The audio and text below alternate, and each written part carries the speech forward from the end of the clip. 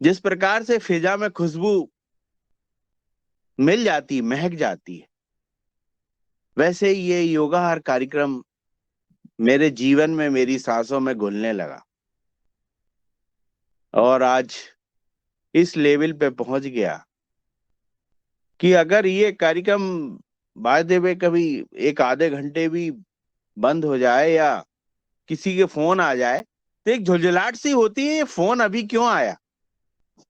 बड़ा अजीब सा लगता है कि यार ये फोन बाद में आ जाता, अभी क्यों आया। बार बार वो फोन कर रहा है, अपन काट रहे हैं उसको, फिर उसको कितना भी कोई का फोन आए हम काट देते हैं। बहुत अर्जेंट ही फोन ऐसे हैं जो उठाते हैं। तो मैं सबसे पहले इस कार्यक्रम में मुझे लाने वाले मेरे दादू और मुन्नीलाल सर को मैं तहे दिल से धन्यवाद देता हूं कि उन लोगों ने एक चुनने की कला, एक उनको पता रहता है कौन कैसा है। और दादू का काफी हमारे होशंगाबाद में काफी होल्ड है। जानते हैं वो, हम लोग बचपन से खेत में जुड़े हुए हैं, खेती से। और हम लोगों का मतलब इवन गांव में नहीं, खेत में ही हमारा जन्म हुआ। आपको बताएं, हम लोगों ने, हमारी माताजी जब शुरू में काम करती थी, कई दिन हमने पेड़ों के नीचे बचपन हमारा गुजारा। हमें मम्मी सुला जाती थी और हम लोग पेड़ों के नीचे ही बड़े हुए।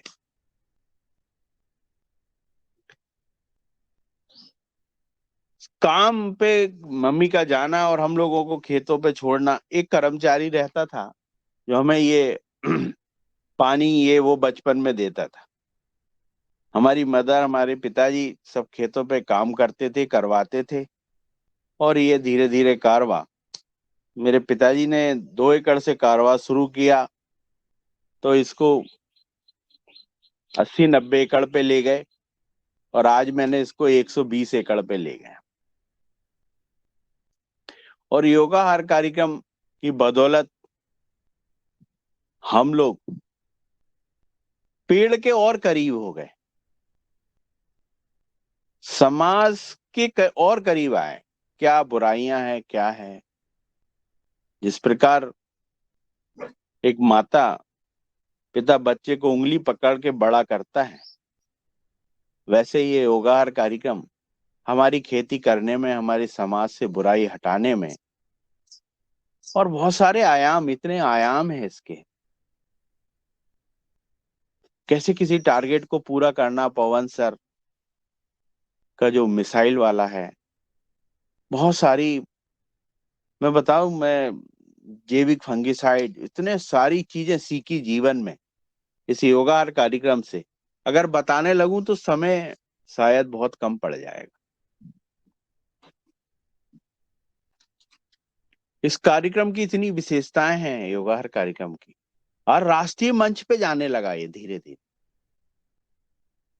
अभी परसों हमें एक राष्ट्रीय स्तर के कार्यक्रम में जुड़ने का मौका मिला, जहां पे रामकृष्ण भैया को प्रेजेंटेशन था और उन्होंने प्रेजेंटेशन दिया और उसमें बहुत सारे क्वेश्चन भी आए और उन क्वेश्चनों को बहुत बहुत उससे जवाब दिया रघुवंश सिंह। इस योगाहार कार्यक्रम की बदौलत उन्होंने एक एक प्रश्न का जवाब दिया। और वहां जो कार्यकारिणी, जो विशिष्ट वैज्ञानिक थे, सभी ने ये कहा कि ये हम ये कार्यक्रम को राष्ट्रीय स्तर पर चैनल पे चलाएंगे और इसके विषय में बताएंगे। कैसे महिलाओं को वर्मी बनाने की ट्रेनिंग दी, कैसे डबल मॉडल्स, बहुत सारी चीजें उन्होंने दिखाई। और ये बहुत प्रभावित किया इस योगाहार कार्यक्रम के की विशेषताओं को जब उन्होंने देखा, जाना, तो बहुत एक राष्ट्रीय स्तर पर ये कार्यक्रम पहुंचते जा रहा है और विश्व में इसकी पहचान बनने वाली। और ये कोई 20-25 लोगों का कारवां नहीं है, ये तो साहब 20-25 करोड़ लोगों का कारवां है। हर व्यक्ति इसमें शक्तिशाली है, बहुत एक ऊर्जावान है। हर व्यक्ति की अपनी जवाबदारी है, सब अपनी अपनी जवाबदारी में लगे रहते हैं और उसको जवाबदारी से निभाते हैं।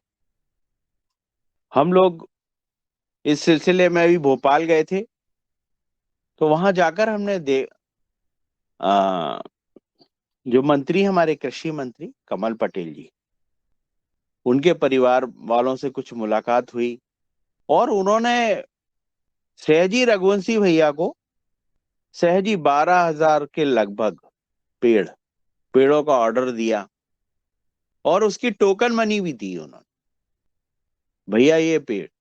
तो उन्होंने, रघुवंशी भैया ने कहा कि भैया पेड़ लेने आपको चलना पड़ेगा।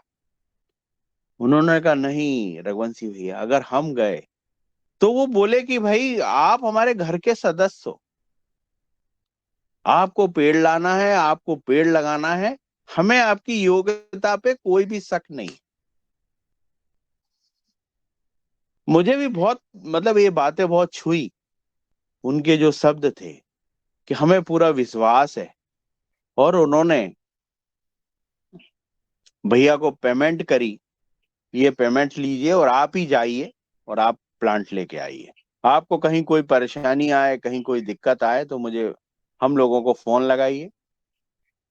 और बहुत अच्छे से वो बगीचा तैयार करना चाहते हैं अपने आम का, अपना चीकू, बहुत सारी वेराइटीज हैं उसमें नई नई।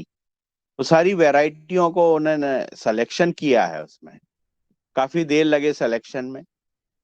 और एक और ऑर्डर पूरा हुआ उनने, जो अभी बीच में गए थे वो, तो रिटायरमेंट जो कलेक्टर जी हैं तो उनका था, तो उनका भी प्लांट अभी आने लगा है भोपाल में। और वो प्लांट भी लगने की तैयारी चल रही है। तो एक योगाहार में प्लांट पौधे लगने की बात क्या चली कि पौधे लगने लगे, यानी ये हवाओं का ये क्या रुख है, ये समझिए आप। एक योगाहार के कार्यक्रम से स्वामी जी अपने जन्मदिन पर एक पौधे लगाने की बात कहते हैं, और वो बात वहां से, हरिद्वार से, पूरे हिंदुस्तान के अंदर ऐसी फैल जाती है। और मैं बता दूं साहब, जिस दिन से स्वामी जी का जन्मदिन है, ऐसा कोई दिन नहीं जा रहा है कि पौधे नहीं लग रहे हैं, पौधे पे बात नहीं हो रही। मतलब ये क्या है प्रकृति का, ये समझ नहीं आ रहा है। पौधे लगाने की बात हरिद्वार में हुई, फोन पे मुन्नीलाल सर बात कर रहे हैं, और यहाँ पौधे लगाने की ही चर्चा चल रही है, पौधे लगते जा रहे हैं। ये क्या, मतलब ईश्वर की क्या है इसमें। जिस चीज को वहां पे सोचा गया, विचारा गया कि ये पौधे लगने चाहिए, जन्मदिन पे लगने चाहिए पौधे। आप मानेंगे, मेरे बच्चे का बर्थडे था, मैं 9,000 रुपए के गमले लाया, मैंने आज तक कभी नहीं लाया, मैं सोचते रहा और पौधे लेके आया, और उसने अपने जन्मदिन पे 9,000 रुपए के गमले सजाए। तो ये कहाँ से क्या है, मतलब कहीं कोई कोई प्रेशर नहीं, किसी ने बोला नहीं, लेकिन एक अंदर आत्मा से पौधों का लगना, ये एक सिर्फ एक स्वामी जी के दो शब्द वहां से चले और वो अमृत बाणी बन के पूरे एरिया में बरस रहे हैं साहब।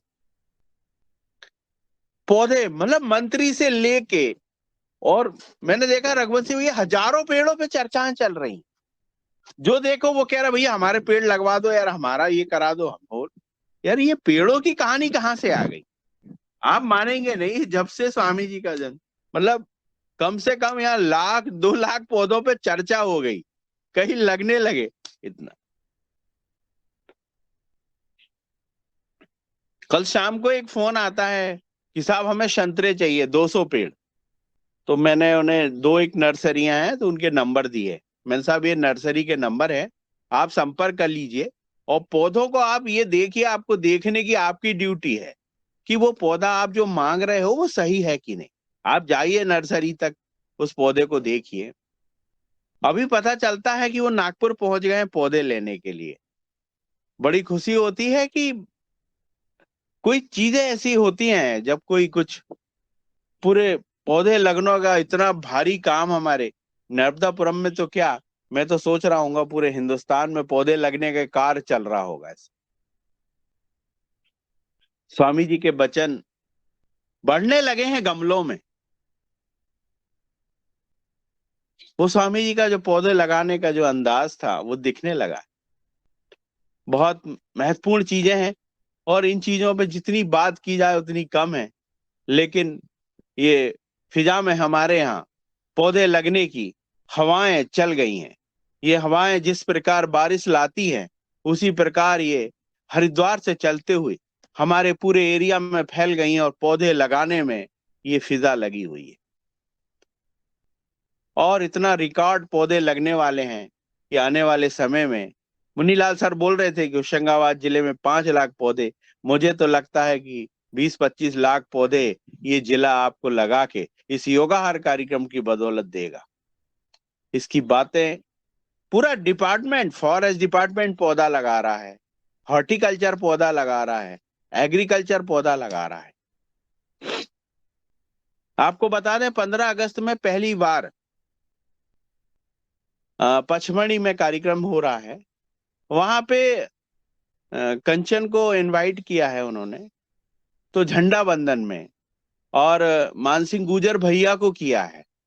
वहां राज्यपाल जी रहेंगे पचमढ़ी में, तो एक जैविक योगाहार के सदस्य वहां पे उपस्थित रहेंगे, उनके उस सनद में झंडा फहराया जाएगा। यानी क्या चीज है ये योगाहार कार्यक्रम की विशेषता है। कल फोन आया कि आपकी गाड़ी नंबर है, आपका कमरा नंबर दे ये है, आप लोगों को वहां रुकना है, सुबह से कार्यक्रम से रहेंगे 15 तारीख को, और इन योगाहार सदस्यों के बीच में झंडा बंदन होगा। तो इस योगाहार कार्यक्रम की विशेषताएं बढ़ते जा रही हैं, इसका मूल्य बढ़ते जा रहा है।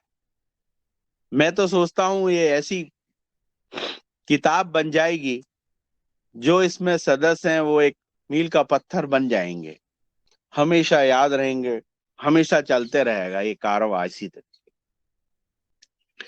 पौधे लगाने की फिजा बढ़ते जा रही है और लगते जा रहे हैं। हम लोगों ने जो 11 लैब स्थापित करी थी नर्मदापुरम में, इस योगाहार कार्यक्रम की बदौलत, जहां पे ट्रेनिंग ली, पूना में ट्रेनिंग हुई इसकी, बनखेड़ी में ट्रेनिंग हुई, और जबलपुर एग्री यूनिवर्सिटी से मदर कल्चर लाए गए और उनको प्रयोग किया गया। आपको बता दें सर, हमारी लैब जो है वो उत्पादित करने लगी है ट्राइकोडर्मा। और कल वर्मा जी जो तीखड़ वाले हैं हमारे, उन्होंने कल किया कि हमें साहब 25 लीटर आप ट्राइकोडर्मा बना दीजिए। इस योगाहार कार्यक्रम को कितना आपको, मतलब हम अगर बताने लगे तो शायद समय तो क्या, इसके लिए 2-3 दिन चाहिए पूरी हर चीज हर क्षेत्र बताने में। सदस्यों का वैल्यू लेवल बहुत बढ़ रहा है, अपने परिवार के प्रति घनिष्ठता बढ़ रही है। मैंने देखा है कि जो अपने खेत में जो जितना समय बिताता है, वो खेत को उतना से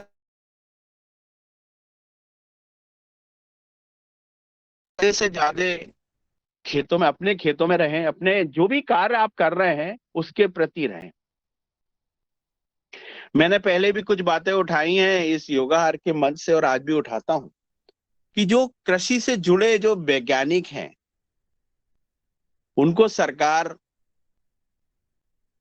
को ही देना चाहिए 4-5 एकड़ जमीन, कि भैया इस जमीन को आप सजाइए और अपने आसपास के किसानों को ट्रेनिंग दीजिए। आपने 25-30 साल का योगदान दिया है कृषि में, आप कृषि पंडित हैं, आपको अपने आसपास के जितने भी किसान हो सकते हैं उनको अपनी भूमि पे ट्रेनिंग दें। और सरकार को ये करना चाहिए कि उन्हें जो 5 एकड़ भूमि जो दी जाए, वो उनको पेंशन रूप में दी जाए। पेंशन में पैसा ना देके वो 5 एकड़ की भूमि दी जाए, जहां पे वो अपना जो रिटायर हो गए हैं, जो रिटायर का जो पीरियड है, वो उस खेत में अच्छे से गुजार सकें और आसपास जो किसान हैं उनको उन्नतशील कर सके।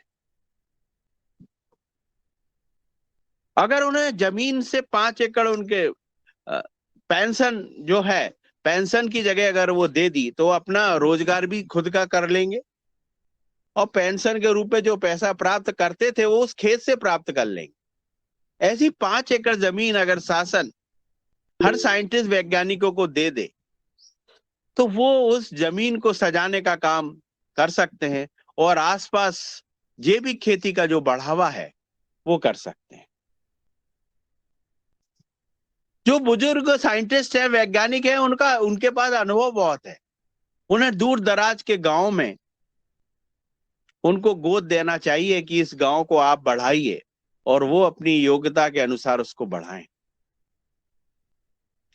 आज जो वैज्ञानिक रिटायरमेंट हुआ है वो पूरी तरीके से कट गया है। वो जब रिटायर हो जाता है तो उसको शासन एक दूसरी तरफ उठा के रख देती। वो इतना अनुभवशील है, अगर उस व्यक्ति को, उस वैज्ञानिक को अगर कृषि से जोड़ा जाए, उसको जो पेंशन के रूप में पैसा ना दे के जो 5 एकड़ जमीन दी जाए, और जो कृषि में ऐसे पोस्ट है, आज पता चला कोई डायरेक्टर बना है लेकिन उसका बेस जो है वो आर्ट है। वो बीए पास करके आर्ट से वो डायरेक्टर बन गया है। उसे एग्रीकल्चर के विषय में एबीसीडी नहीं मालूम, वो बचपन से खेत नहीं जानता, वो ये नहीं जानता कि मूंगफली कहाँ लगती है, उसका डायरेक्टर बन गया है वो। और वो जब डायरेक्टर है तो वो अपनी कुछ चीजें आपसे मनवाएगा, ये कंफर्म है। वो डायरेक्टर है, कुछ ना कुछ आप जो कार्य कर रहे होंगे उसको बदलेगा वो डायरेक्टर। तो क्या वो डायरेक्टर सही बन पाया? क्या जनता ने उसको सही बनाया या शासन ने? ऐसे व्यक्ति को क्यों नहीं बनाते जो रिटायरमेंट वैज्ञानिक हो, जो इस खेती में दक्ष रखते हो? हम तो कहते हैं उससे अच्छा तो कोई शास्त्री को बना दो आप, वो ज्यादा उस खेती को उठा के रख देगा। ऐसी बहुत सी पोस्टें हैं जहां पे जिसको कोई मतलब नहीं है। जिसने कभी दूध नहीं लगाई उसको आपने डायरेक्टर बना दिया, जिसने गाय नहीं देखी, जिसने अपने हाथों में कभी गोबर नहीं उठाया, उसको आपने डायरेक्टर बना दिया। ये क्या मतलब, इसके विषय में क्यों नहीं चर्चाएं होती हैं? क्यों नहीं इनको, ऐसे व्यक्तियों को क्यों बनाया जाता डायरेक्टर? ये कहां से आ जाते हैं ऐसे, जो समाज को, देश को एक नई दिशा में ले जाना चाहिए तो ले नहीं जा पाते हैं। इन वैज्ञानिकों को इतना मूल्य मिलना चाहिए, इन्हें इस दिशा में ले जाना चाहिए। मैं तो कहता हूं बड़ी बड़ी पोस्ट जो कृषि विभाग की हैं उन्हें तो रिजर्व कर देना चाहिए। जो वैज्ञानिक अगर रिटायर हो रहा है तो वो ही ये संभाले, ये होना चाहिए। नहीं तो साहब आप एक बीए पास को आपने डायरेक्टर बना के रखा है, और जो 10 साल आपके क्षेत्र का डायरेक्टर है वो डीडीए को, एडीए को, वहां के नीचे स्तर के जितने अधिकारियों हैं उनको क्या निर्देश देगा वो आप जानिए। मैंने ऐसे ऐसे आईएएस अफसरों से मेरी मुलाकात हुई है जिनके यहाँ हमने गोभी लगा के आए तो उन्होंने कहा साहब आपकी गोभी पहली बार बहुत अच्छी निकली थी और दूसरी बार तो गोभी आ ही नहीं रही है। हमने फिर उन्हें बताया कि सर गोभी जो है एक ही बार कटती है, 2 बार नहीं आती गोभी। दूसरी बार बोले ऐसा? मैंने कहा जी सर गोभी आती ही नहीं दूसरी बार, आपने उसमें पानी क्यों दे रहा है आप इतने दिनों? तो हमने उद्यान अधीक्षक से पूछा, हमने कहा भैया तूने बताया नहीं सर को कि भैया ये गोभी दो? बोले साहब हमारी हिम्मत कहाँ, हम बोल दें अगर तो कैसे बोलेंगे उनसे, वो हमारे अधिकारी हैं। तो हमने कहा आपको बताना था इतना कि ये गोभी दोबारा नहीं आती है।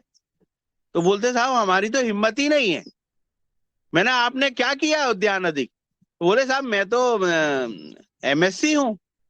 मैंने कहा आप उद्यान अधीक्षक हो, आपको बताना चाहिए। हमने आईएएस सर से पूछा सर आप क्या?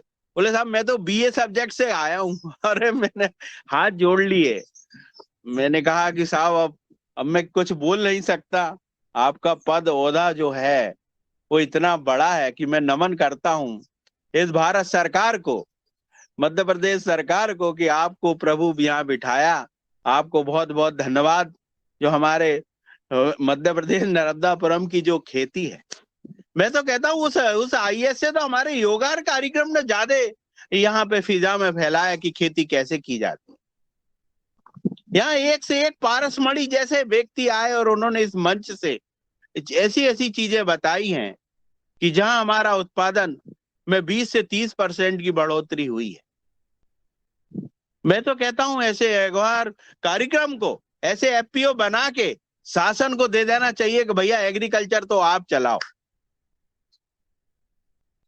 मैंने बहुत गहराई से, मैं बताना चाहता हूं इस मंच को, मैंने इतनी गहराई से पास से अनुभव किया कि जो बीए पास, जिसने कभी कुछ देखा नहीं, जिसे ये नहीं मालूम कि साला गोभी दोबारा आती नहीं, वो साहब इसको संभाले हुए इस पोस्ट को, तो कैसे कहां से ले जाएगा।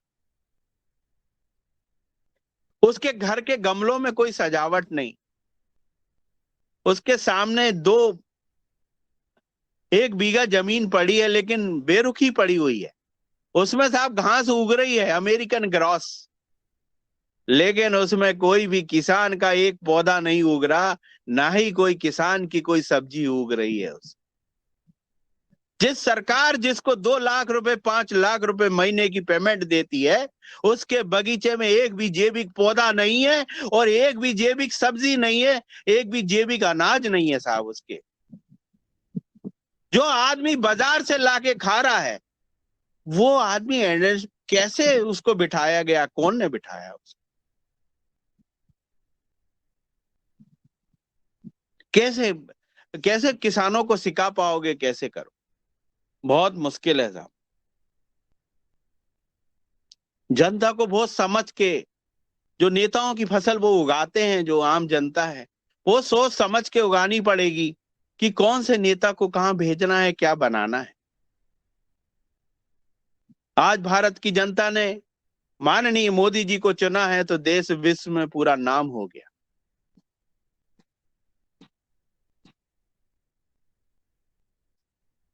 आज ऋषि जैसे उत्तर प्रदेश यूपी में मुख्यमंत्री बने तो पूरा एरिया, वहां की बहनें सुबह शाम घूमने टहलने जाती हैं और हमें फोनों पे मिलती ही जानकारी कि पहले हमने शाम को घूमने को बंद कर दिया था, अब घूमने को चालू हो गए। ये लगता है कि कहीं कोई जनता ने किसी आदमी को चुना है। स्वामी स्वामी जी ने पूरे विश्व में योग की फसल उगा दी। योग एक ऐसी जात है, एक समाज है, इसमें कोई पंथ भी नहीं है। योग की एक ही जात है, योग है। वो सिर्फ आपको निरोग रखेगा। पूरे विश्व में है ये, और ये जात है,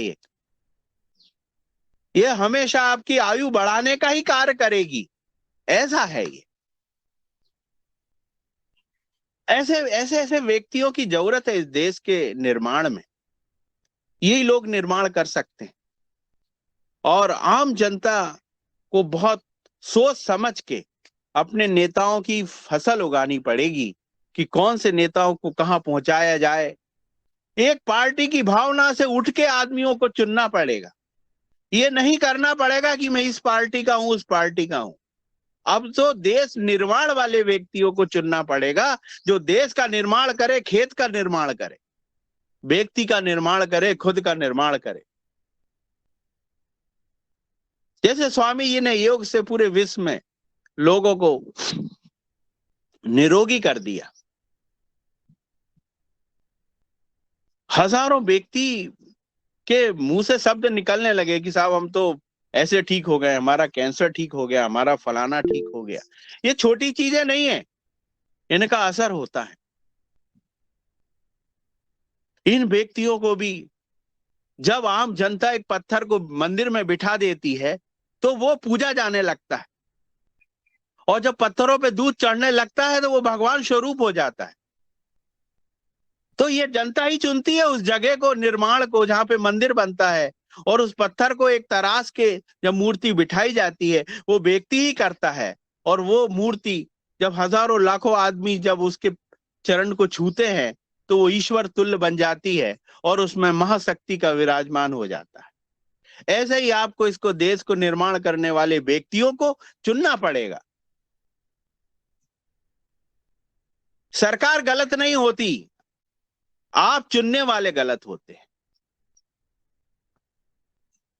आप चुनिए। ऐसी भावना उठा के इस मन से बताना चाहता हूं कि ऐसी फसल उगाइए, जैसे योगाहार में सब्जियां उग रही हैं, वैसी देश के नेताओं को उगाइए और उन नेताओं को लेके आइए ऊपर,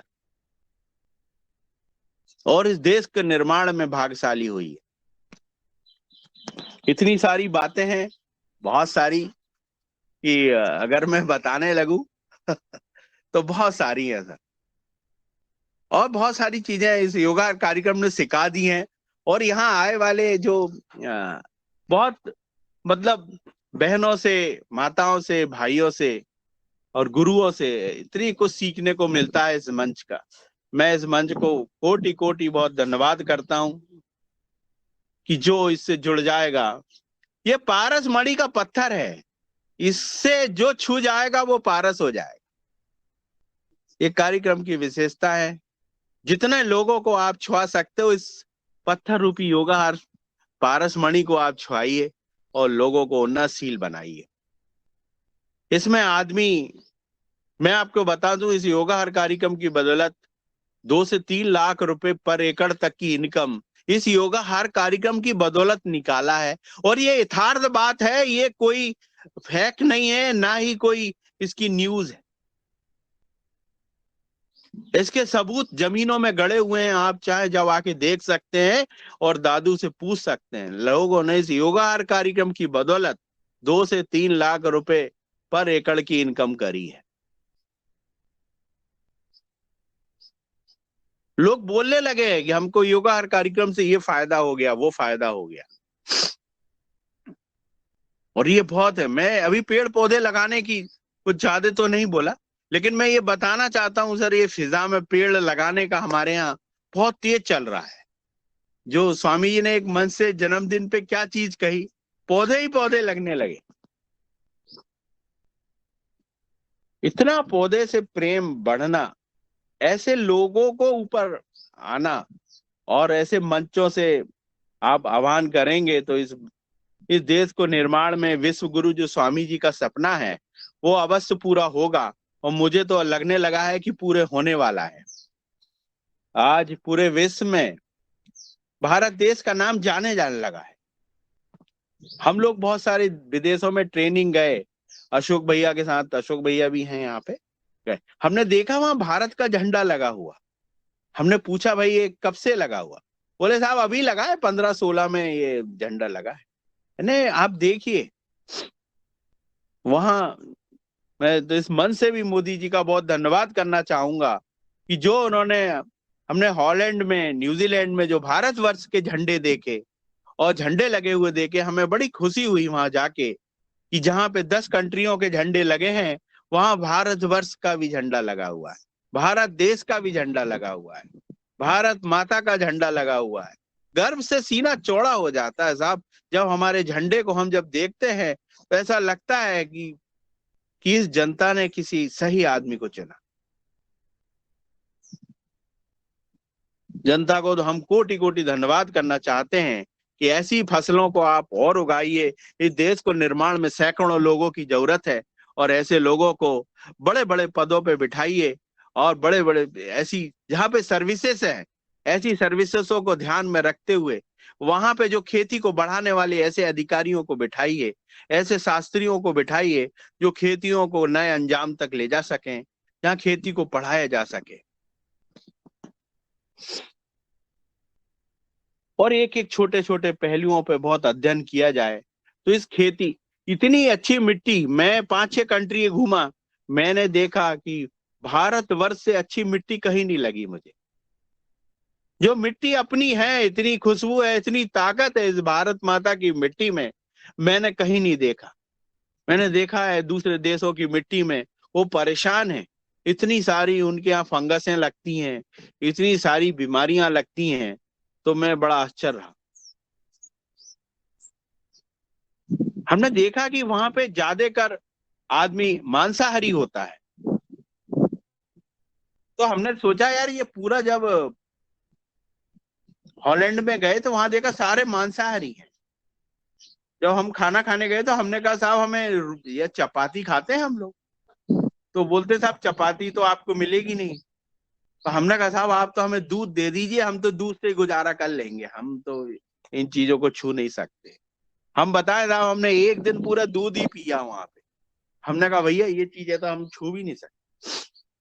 वो वो लहजे से खा रहे थे और हम उस वहां की जो बनने वाली खाने की खुशबू थी, वहां जो मीट मटन बन रहा था, उस खुशबू से हम परेशान हो रहे थे और बेचैन हो रहे थे। और वो लोग ठाका मार मार के उसको खा रहे थे। मैं समझ नहीं आ रहा था वो सही है या हम सही है। हमें तकलीफ हो रही थी वहां खड़े होने में। हमें खाने की इच्छा ही मर गई कि हम खाना खाएं। हमने थोड़ा सा दूध पिया और बाहर आ गए। हमने कहा भैया नहीं पिएंगे। और फिर फल में रहे, हम सारे दिन फल खाते रहे और दूध पिया। हमने देखा कि बड़ा मतलब विचित्र चीजें मिलती हैं।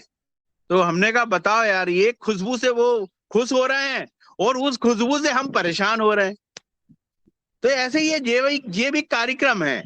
जो केमिकल खेती करने वाले हैं वो खुश हो रहे हैं और उन्हें हमें तो उनमें उसमें बदबू आ रही है। और जो योगाहार में जो सब्जियां उग रही हैं साहब, वो इतनी पवित्र है कि वो हम ही जानते हैं खाने वाले कि वो क्या है। वो केमिकल वाले नहीं जानते और उन्हें मालूम भी नहीं। वो तो बड़े बड़ी पोस्ट वाले हैं, दूध लेने जा रहे हैं पॉलीथिन वाला और सब्जी झोला उठा के जा रहे हैं बाजार। वो नहीं उगा रहे हैं जैविक सब्जियां। बहुत सारी चर्चाएं हैं, बहुत सारा बातें हैं इस मंच पे। लेकिन मैं शुक्रगुजार हूँ पवन सर का, मुन्नीलाल सर का, कि उन्होंने एक सही दिशा में एक ओरिजिनलिटी, इसमें 1000% ओरिजिनलिटी है साहब, इसमें कहीं नहीं है। ईश्वर ये हमेशा ऐसे ही हम लोगों को सिखाते रहे और हम हमेशा बच्चे बन के इस योगाहार में सीखते रहे। ये हमारी कल्पना है कि हम हमेशा सीखने का कार्य करते रहें। कब कौन आके यहाँ पे सदन में सिखा जाता है और हमारी खेती में 5-10% का इजाफा एक दिन की क्लास में हो जाता है। मैं बहुत सारे कार्यक्रमों में जुड़ता हूं, मैंने देखा है। और जो योगाहार में जो ओरिजिनलिटी है, जो यथार्थ बातें हैं, वो यही होती हैं। इतनी ओरिजिनलिटी, इतनी दिल को छू लेने वाली बात किसी भी कार्यक्रम में नहीं देखी मैंने, जो इस कार्यक्रम से मिलती है। मैं सब सदस्यों का, सब जुड़े हुए हो, कहीं किसी को कोई चोट लग गई हो तो मैं क्षमा प्रार्थी रहूंगा कि वो मुझे अपना छोटा भाई समझकर क्षमा करेंगे। किसी को दिल को कहीं कोई ठेस लग गई हो, जो चीजें आई वो दिल में थी, मैंने आपके सामने रखी। किसी के कोई क्वेश्चन हो तो बताएं। मैं अपनी माता जी से भी आपको रूबरू करा रहा हूँ, जो सन 70 में इन्होंने एमए किया था। और मेरी माता जी सन 70 की एमए है। और उन्होंने उस समय सर्विसेज आराम से मिल जाती थी, बहुत बड़ी बड़ी। वो आज शायद कहीं कॉलेज स्कूल में प्रिंसिपल होती। लेकिन उन्होंने खेती को चुना और खेती को ही उन्होंने बढ़ावा किया कि कैसे खेती में महिलाओं का योगदान होना चाहिए। और महिलाएं अगर साथ में कंधा मिला के चलें तो खेती की जो आमदनी है, जो सरकार कहती है दुगना होना चाहिए, तो मैं तो कहता हूँ साहब दुगना नहीं कई गुना हो जाती है वो। तो मैं आपको मेरी मदर मेरी माता श्री से आपको रूबरू कराता हूं जी।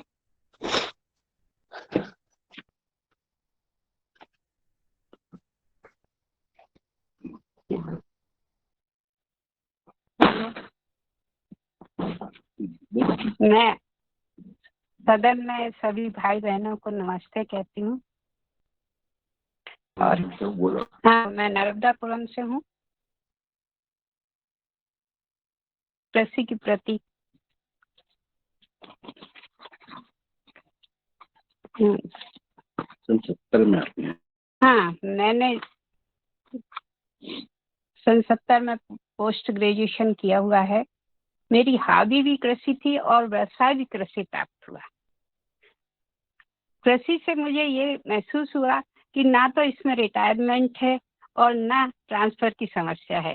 इसलिए मुझे कृषि बहुत पसंद है और मैं आज भी कृषि में ही लगी हुई हूँ और अपनी बहनों से भी कहती हूँ कि वो भी कृषि की ओर अग्रसर हों, क्योंकि हम के अंदर एक ईश्वर सर्जन की शक्ति दी। हमें को बढ़ता हुआ देखना, पौधों को बढ़ता हुआ देखना बहुत सुकून देता है।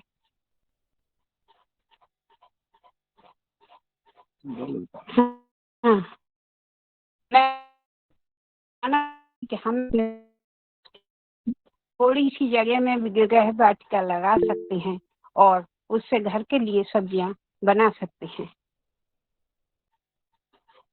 गृह वाटिका के द्वारा कैसे करें, ये एक समस्या आती है अपने ऊपर, पर अपने को इसके लिए अच्छे बीज लेना चाहिए। कुछ लोग जाकर भी खेती को दिखाइए, से हम बहुत कुछ सीखते हैं। छोटी आजकल बहुत उन्नत बीज आ गए हैं, इससे छोटी बेलों से ही अच्छे फल और अच्छी सब्जियां प्राप्त होती हैं, जिन्हें अपन प्रतिदिन तोड़कर बहुत अच्छा महसूस करेंगे। घर के बच्चे, बुजुर्ग सभी को ये पसंद है। घर से ताजी सब्जी टूटी और भी हाँ, बहुत होते हैं शोर हम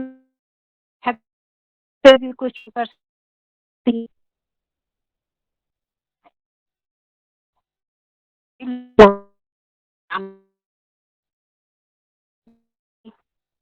धन्यवाद। आवाज कट रही है जी। मैंने जी आवाज कट रही है। मैंने सर अपनी जी मैंने अपनी माता जी से आपको रूबरू कराया। वो भी योगाहार कार्यक्रम देखती हैं और उनको बहुत पसंद आता है ये योगाहार कार्यक्रम।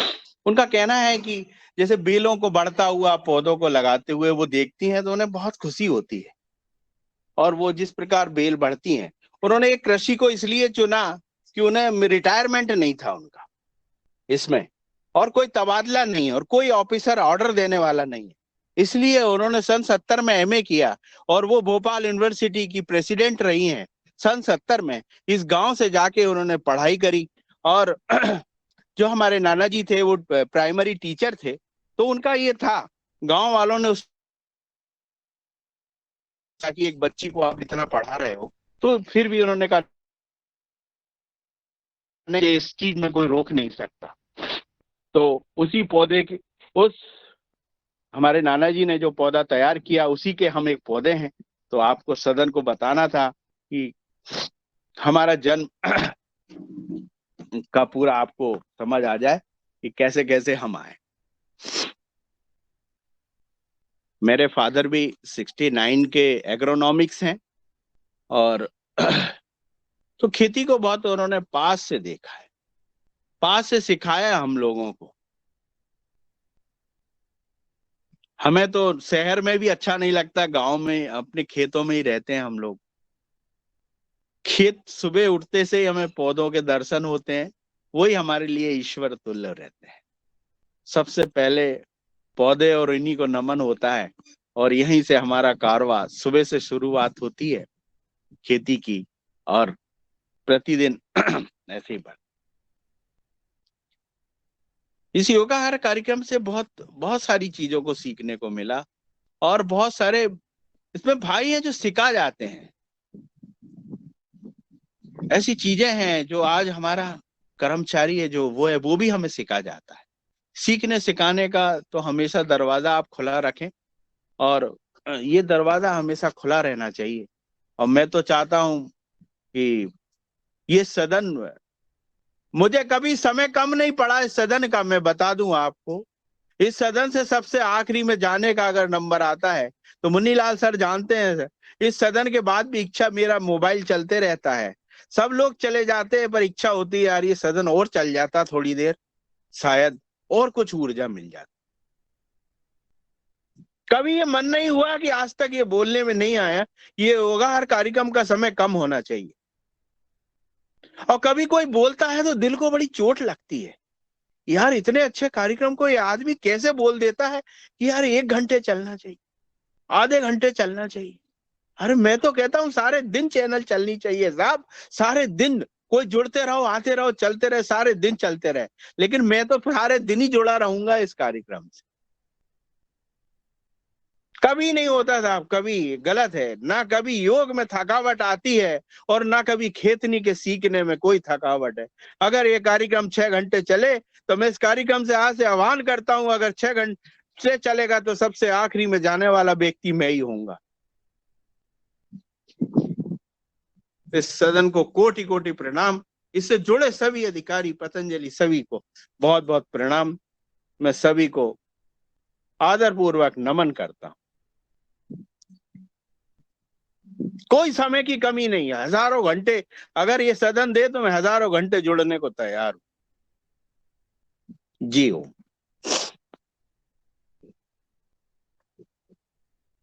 ये शब्द नहीं है, निशब्द हूँ। और सीधा उस माँ को प्रणाम जिस माँ ने ऐसे लाल को इतने ऊर्जावान सुपुत्र, और जो हमेशा प्रसन्न रहते हैं और प्रकृति से प्रेम करते हुए आज हम सबको मार्गदर्शन दिया। आदरणीय शरद वर्मा जी ने, उस माता पिता को प्रणाम करता हूँ। और उन परम पूज्य माता जी ने भी अपना दर्शन दिया और आशीर्वाद दिया। इस हर कार्यक्रम में जुड़ करके जुड़ी रहती हैं। मैं सीधा हरिद्वार चलता हूँ आदरणीय पवन कुमार जी के पास, क्योंकि मेरे पास शब्द नहीं है। आदरणीय पवन कुमार जी आए और सदन को आज के हमारे योग शिक्षक और आज हमारे चीफ गेस्ट महोदय के बारे में और अपना मार्गदर्शन देने के लिए सादर आमंत्रित हैं आदरणीय पवन कुमार जी। जी नमस्कार। ओम। बहुत सुंदर आज के हमारे मुख्य अतिथि शरद जी का जो आह्वान है, जो बातें उन्होंने अपने अनुभव बताए, और उनकी माता जी को भी प्रणाम, पिताजी को भी प्रणाम। बहुत अच्छा उनके द्वारा भी बताया गया। मुझे लगता है कि मैं अभी वर्तमान में हरिद्वार में नहीं हूँ, मैं प्रवास पर हूँ। और कल डॉक्टर शिवेंद्र कश्यप के साथ पूरे दिन थे। पूरे दिन केवल मैं ही नहीं था, हमारे बैच के जितने भी साथी कई सालों के बाद मिले। हमारा एक गेट टुगेदर था बैच का, आज भी उसका होगा और कुछ चीज़ों पर चर्चाएं होंगी। और कई बार जब पुराने साथी मिलते हैं जिनके साथ हमने पढ़ाई की, सहपाठी थे, तो बहुत सारी पुरानी बातें भी आती हैं, उस पर भी हमने चर्चाएं की।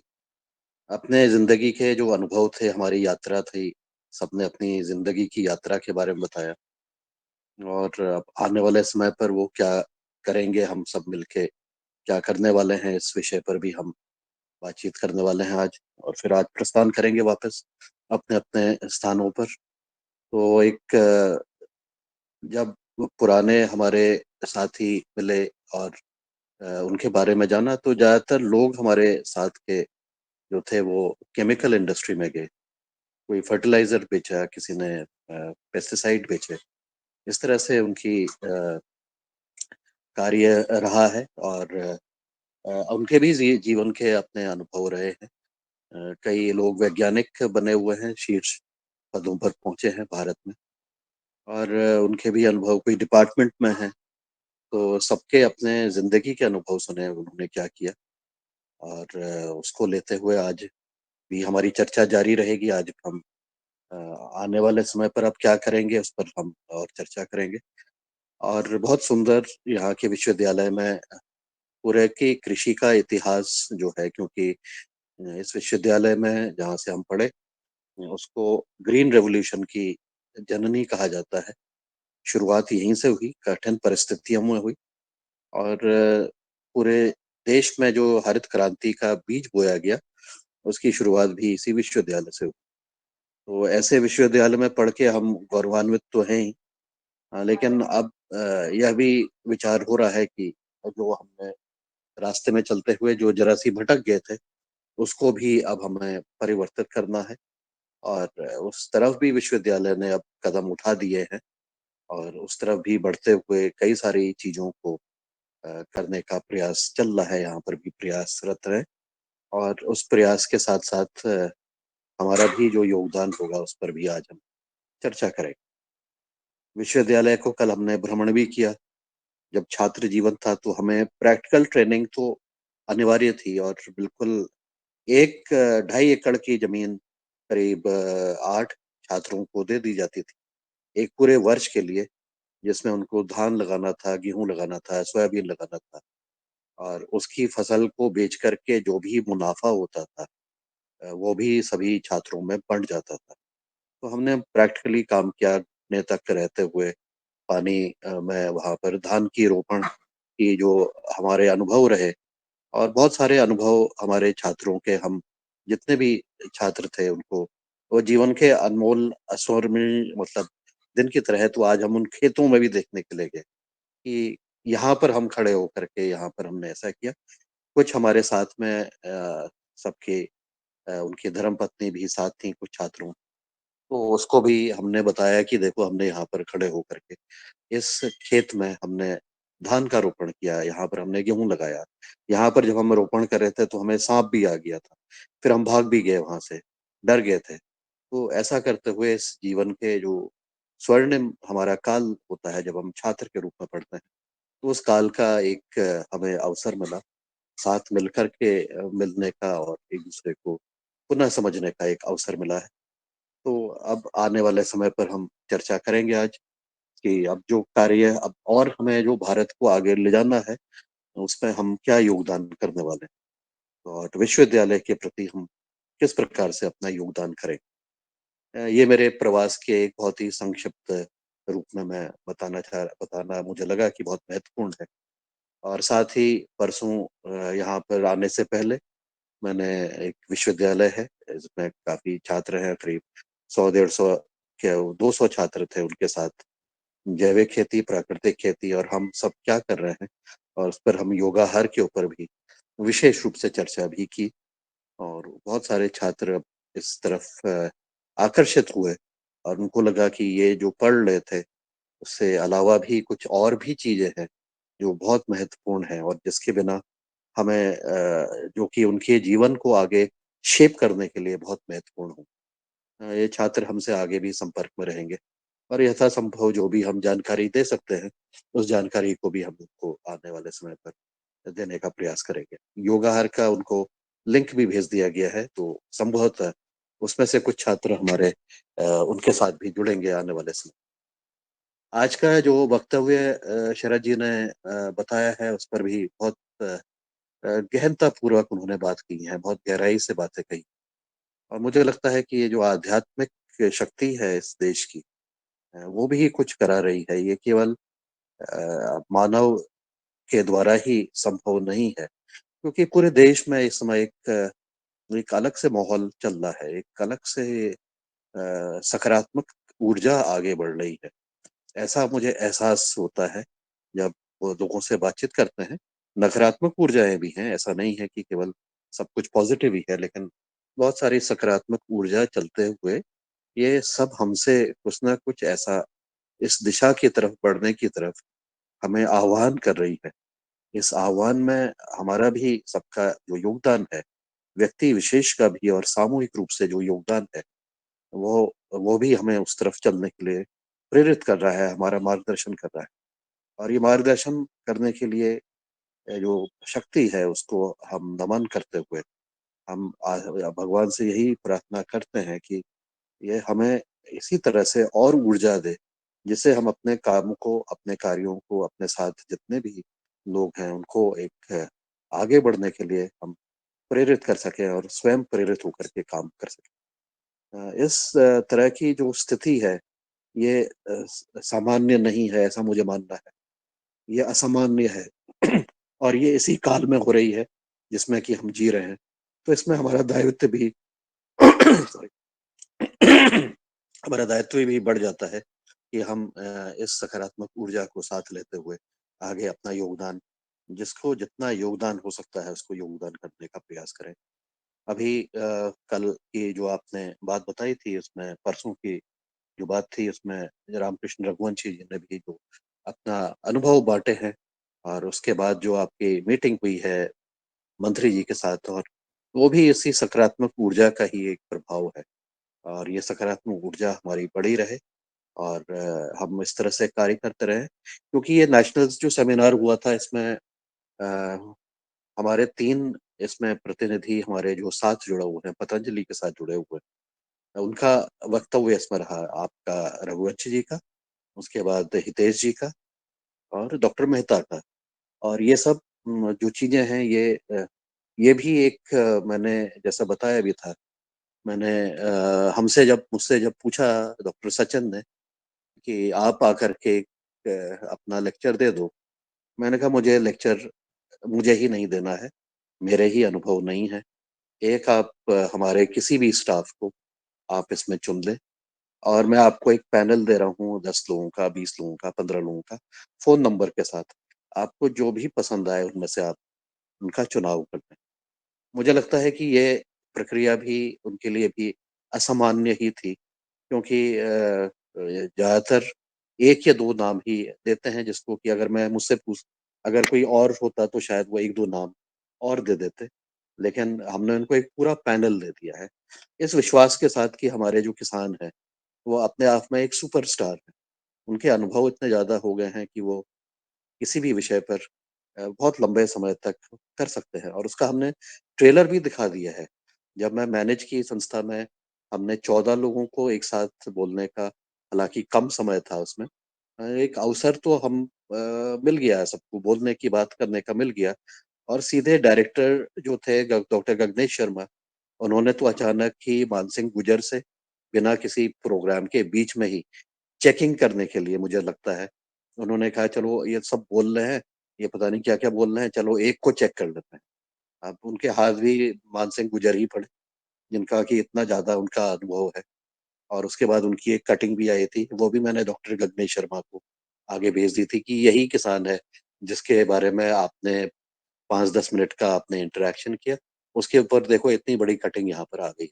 इत्तेफाक ही है, मतलब ये ऐसा कुछ वो नहीं था, न तो कोई प्रायोजक था, ना मुझे मालूम था, लेकिन हमने उसको आगे भेज के उनके मन में भी एक शांति हुई होगी, चलो हमने तो सही व्यक्ति से ही पूछा, और शायद उसका उसका भी उनको जवाब भी हमारे द्वारा नहीं बल्कि अखबार की कटिंग के, एक बड़ी सी कटिंग के माध्यम से भी मिल गया।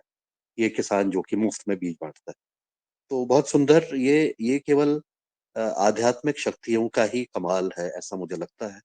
ये भारत के जो वर्तमान स्थिति है उस पर भी उसका एक प्रतिबिंब है, क्योंकि भारत हमेशा से ही एक आध्यात्मिक शक्ति के रूप में, एक आध्यात्मिक केंद्र के रूप में जाना जाता है। और हमारा कृषि क्षेत्र ही इसको हमें सोने की जो चिड़िया है उसको हमारा कृषि क्षेत्र ही, कृषि और उससे संबंधित जितने भी क्षेत्र हैं, जिसका भी ये ताना बाना जुड़ा हुआ है, उसी की वजह से हम समृद्ध हुए। आज फिर से एक अवसर है कि हम आगे समृद्ध होने की दिशा की तरफ अपना सकारात्मक सहयोग आगे करते रहें। जो भी जहाँ पर भी जितनी भी उनकी क्षमता है, जो भी पौधे लगाना चाहता है, जो पौधे करना चाहता है, ये पौधे लगाने की बयार की तरह ही, कोई कम लगाएगा, कोई ज्यादा लगाएगा, तो ये बयार लेकिन चलती रहनी चाहिए, क्योंकि ये शक्ति भी हमें सृजन करती है, पेड़ों की शक्ति भी हमें ऊर्जा देती है, और ये पेड़ों को लगाने की चाह की भी शक्ति हमें ऊर्जा देती है। तो ऐसे ऐसे कालखंड में जहाँ पर हम सब लोग मिल करके एक दूसरे के साथ चर्चा करके, एक दूसरे की बात सुन के, एक दूसरे को का सम्मान करते हुए आगे बढ़ने की तरफ हम प्रयासरत हैं, ऐसे कालखंड को भी मैं नमन करता हूँ कि हमें यह सब समय देखने को मिल रहा है, और इसमें हम सब लोग सबकी प्रगति के लिए, विश्व कल्याण के लिए, ये पेड़ लगाने का जो कार्य है, मुझे लगता है कि केवल भारत के लिए नहीं, पूरे विश्व के लिए भी एक संदेश देकर के जाने वाला है आने वाले समय पर। जहाँ पर जो देश बिल्कुल वीरान हो गए हैं, वहां पर भी उनको यह वो मुहिम चलाने की जरूरत है। जब भी ऐसा अवसर मिले तो हम उस पर भी औरों के साथ चर्चा करके इसमें आगे बात करने का एक मौका जब भी मिलेगा तो उसके साथ जरूर सम्मिलित होंगे। तो पेड़ों की शक्ति, प्रकृति की शक्ति हमारे साथ है, इस शक्ति को हम बलवान बनाते जा रहे हैं, और यही हमारा आध्यात्म है। यही हमारा योग के माध्यम से, प्राणायाम के माध्यम से भगवान को मानने की जो हमारा तरीका है, उसके वजह से वेजिटेरियन दूसरे परिवारों का को बिना सताए हुए और वेजिटेरियन उसकी उसको कराते हुए, उसको अपनाते हुए, यही हमारा अध्यात्म है। इसी अध्यात्म के वजह से ही हमारी जो कल्चर है, संस्कृति है भारत की सभ्यता है, वही हमें आगे लेके जाएगी।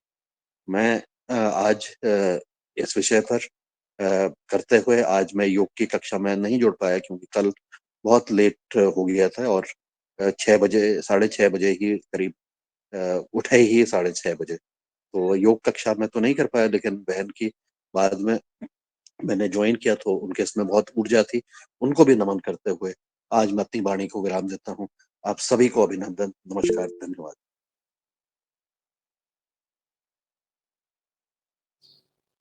धन्यवाद आदरणीय पवन सर जी, आपने और हमारे आदरणीय शरद वर्मा जी ने और ऊर्जा इस बार कार्यक्रम भर दी है। जी दिनेश जी सेम्बल जी का हैंड रेज हुआ है, मैं उनको सादर आमंत्रित करता हूँ, वो आए अपनी बात रखें। जी आदरणीय, मैं उत्सुक था इस चर्चा को सुन करके। सादर नमन सदन को, और हमारे आज के मुख्य अतिथि जी ने जो बात रखी और बाद में आदरणीय पवन सर जी ने जो बात रखी है, दोनों तरह की जो उत्सुकता गंगा और यमुना की वे की तरह मेरे हृदय में है। वो ये कि एक तो योगाहार परिवार और दूसरा पंतनगर विश्वविद्यालय, और दोनों से मेरा जुड़ाव रहा है। और मैं यही हाथ रेज मेरा इसलिए हुआ कि मैं आदरणीय पवन सर के माध्यम से, क्योंकि जो उनके मित्र हैं वो मेरे गुरु हैं, और योगाहार में वो मेरे गुरु हैं। तो इन गुरु को प्रणाम करते हुए मेरे अन्य गुरुओं को प्रणाम भेजिएगा, प्रणाम संदेश भेजिएगा। इसलिए मैंने हाथ उठाया है। और ये संकेत ये भी कि आदरणीय शरद वर्मा सर ने जो बात कही है, उनसे मैंने कुछ दिन पहले एक बात कही थी, मुझे वो पूरा चित्र स्पष्ट हो रहा है। और आने वाले भविष्य में हमारे योगाहार के 2 आदरणीय सदस्य हमारे पार्लियामेंट में होंगे, ये निश्चित हम अपने मन में कर रहे हैं।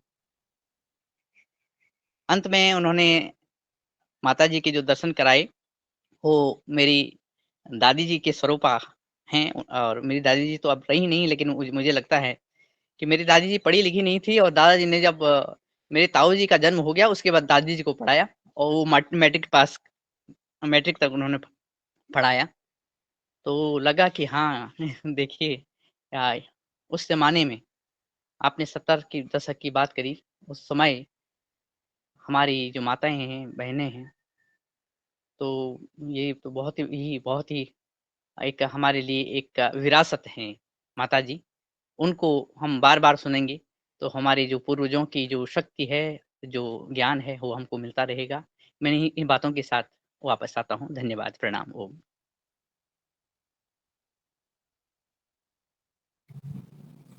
जी पवन सर जी सादर कल आमंत्रित। इसके ऊपर चर्चा हो गई है। कश्यप जी को मैंने योगाहार के बारे में बता दिया है कि हमें इतना समय हो गया है, और वो कहते हैं अच्छा इतना हो गया, अभी चल रहा है कार्यक्रम। और शायद उनको क्योंकि वो बहुत पहले जुड़े हुए थे, शायद 300 दिन के आसपास का जो दिन था उसमें वो जुड़े, उनको बता दिया है कि हमारी योगाहार कक्षा और इसमें कितने गणमान्य व्यक्ति आकर के सबका लाभ ले रहे हैं। चर्चा उनके साथ हो गई है, तो बस प्रसन्न भी हो रहे थे। और बाकी यही था दिनेश जी, इसीलिए मैं आपको फोटो भी भेज दूंगा अभी के साथ, जो हमारे कुछ समय रहा। जी, ठीक है, आगे धन्यवाद। आप संचालित करिएगा।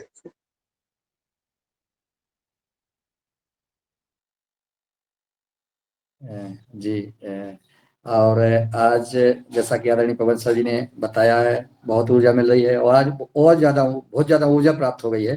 परम सिद्धि आचार्य जी के जन्म दिवस पर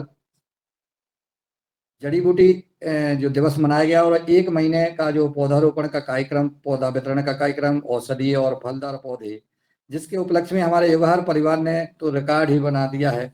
लाखों, 5 लाख, 10 लाख, क्या कई लाख पौधे, अगर देश की बात की जाए जहां हमारे योगाहार कार्यक्रम के सदस्य हैं, सिर्फ मध्य प्रदेश में हमने 5 लाख का लक्ष्य लिया था, और वो 10 लगभग पार कर रहा है। इसके लिए आप सबके पुरुषार्थ को नमन करता हूँ, प्रणाम करता हूँ। और अगले रामकृष्ण रघुवंशी जी ही 22,000 पौधे, और ऐसे पौधे के मुश्किल है 10% भी वो डैमेज होंगे, पूरे 100% ही वो जो है रहेंगे। और इस प्रकार के पौधे परम सिद्धि आचार्य जी के जन्म दिवस पर जो लगाए गए, इसलिए मैं पुनः बहुत बहुत बधाई और शुभकामनाएं देता हूं। अभी मैं सुबह से 4 बजे से लगातार फेसबुक लाइव, और फिर एक सहयोग शिक्षक शिविर था जिसमें आदरणीय हीरालाल जी योग शिविर करा रहे थे। योगाहार कार्यक्रम का और सहयोग अन्य संगठन या अन्य कार्यक्रम के बारे में वो हीरालाल जी ही बताएंगे कि देखिए क्या पोजीशन है, और आज इस कार्यक्रम की क्या पोजीशन है, इसके बारे में आगे बता दें। डॉक्टर किशोर दुबे जी ने हैंड रेज किया है, मैं उनको सादर आमंत्रित करता हूं, वो अपनी बात रखें। धन्यवाद मुनिलाल जी। आज की चर्चा बहुत ही प्रेरणादायी रही। शरद जी और हमारे पवन जी दोनों ने कुछ प्रेरणादायी बिंदु रखे हैं, और उन बिंदुओं में मैं उनका स्पेशल उल्लेख करना चाहता हूँ कि जैसा शरद जी ने 2-3 बातें जो कही कि भी ये 25-30 लोगों का समूह नहीं है, तो ये हिंदुस्तान के जाने माने लोगों का समूह है। निश्चित रूप से मैं इसलिए बोलता है कि हमारे संसद में सिर्फ 545 ही सांसद होते हैं। अब 140 करोड़ की आबादी और 545 सांसद, वैसे ही किसी भी इंटेलेक्चुअल ग्रुप में जो तन मन धन से निस्वार्थ बुद्धि से यहाँ पे काम कर रहे हैं, भले ही हमारे 30-40 या आते जाते 50 लोग होंगे, तो निश्चित रूप से जी जान से जमीन से जुड़े हुए और आगे क्या करना है इसके लिए बात रखने वाले लोग हैं। ये उन्होंने जो कहा वो उसको बहुत ही प्रेरणादायी और सही बात की। दूसरी बात उन्होंने जो कही है कि जो रिटायर्ड प्रोफेसर होते हैं या काम करने वाले लोग होते हैं, उनको खेती देनी चाहिए।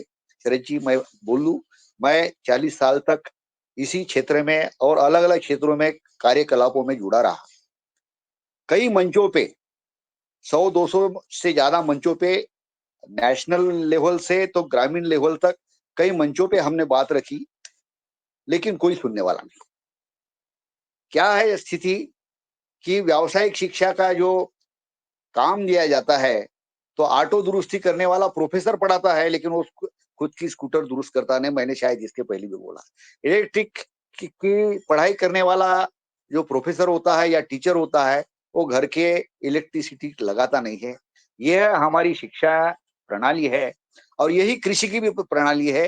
कृषि से जुड़े हुए कई प्लेटफॉर्म पे हमने बोला है कि भाई प्रोफेसरों को या वहां पे टीचर्स को जो भी तनख्वाह देते हो, तो उसमें से कम उसमें से जो उपज निकलती है उसका कुछ शेयरिंग करो, उनको जमीन दो। कोई सुनने वाला नहीं है। क्यों सुनने वाला नहीं है, इसका कारण मैं बोलता हूँ। इसका कारण ऐसा है, इसका कारण हमारी जो पढ़ाई है, वो पढ़ाई ही गलत तरीके से चल रही है। योजनाएं अच्छी बन रही, लेकिन उसकी अमल जो है वो बराबर नहीं हो रहा। मैंने 11वीं से लेकर तो पीएचडी तक छात्रों को पढ़ाया, और मैं कई बोर्ड ऑफ स्टडीज के अभ्यासक्रम के निर्माण में भी रहा।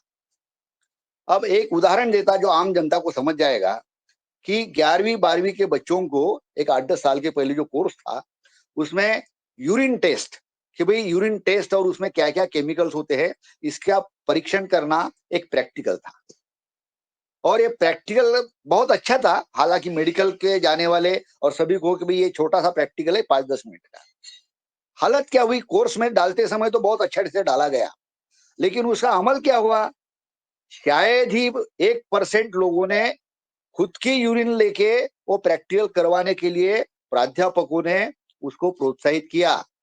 बाकी लोगों ने क्या किया, बाकी लोगों ने डिस्टिल वाटर लिया, डिस्टिल वाटर में यूरिया डाल दिया, डिस्टिल वाटर में ग्लूकोज डाल दिया, और उसको यूरिन जैसा बना दिया, और उसी की टेस्ट बच्चों को पढ़ाई गई।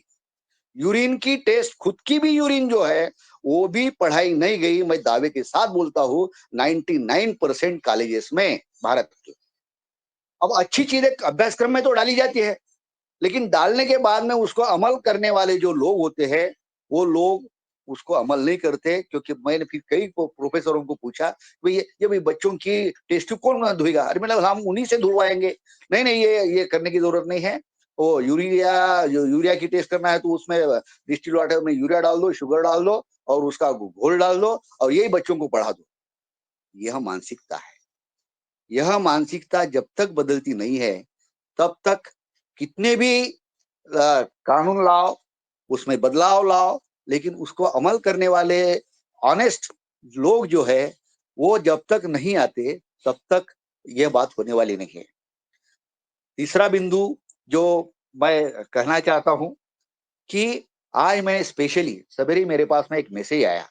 वैसे इस मंच पे तो कई बार हमने बोला है कि भाई 1973 से लेकर तो अभी 2019 तक अनाजों के भाव और बाकी लोगों के भाव इसमें कितनी वृद्धि हुई है, इसके आंकड़े जानबूझकर मैंने योगाहारक का 1 और 2 ग्रुप जो है और सोशल मीडिया का ग्रुप है इस पर डाल दिए हैं ताकि सब लोग देखें। क्योंकि कई बार मैंने इस मंच पे कहा है कि जिसका आर्थिक नीति से ताल्लुकात है उस चीजों को नजरअंदाज किया जाता है, बाकी सब बातें हो जाती हैं।